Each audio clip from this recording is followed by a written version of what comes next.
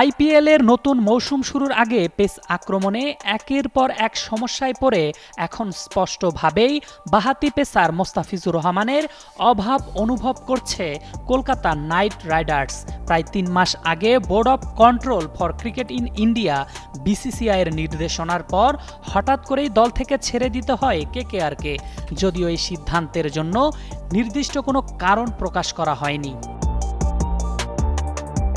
সর্বশেষ Indian premier league আইপিএলের নিলামে প্রায় ১০ কোটি রুপিতে মোস্তাফিজকে দলে নিয়েছিল কলকাতা নাইট রাইডার্স, যা স্পষ্টভাবে প্রমাণ করে তিনি দলের জন্য পরিকল্পনার গুরুত্বপূর্ণ অংশ ছিলেন। কিন্তু তাকে ছাড়ার পর থেকেই কেকেআরের পেস ইউনিটে ভারসাম্য নষ্ট হতে শুরু করে। এরই মধ্যে মাথিসা পাথিরানা চোটে ভুগছেন, হার্ষিত রানা হাঁটুর ইনজুরিতে ছিটকে গেছেন এবং আকাশদীপও পিঠের সমস্যায় মাঠের বাইরে।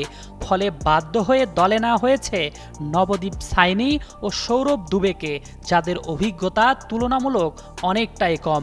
বর্তমানে মুজারা বানি, উমরান মালিক, কার্তিক ত্যাগী ও বৈভব অরোরার উপরই ভরসা করতে হচ্ছে দলকে, যার কারণে অনেকটাই বিপদেই পড়েছে কেকেআর।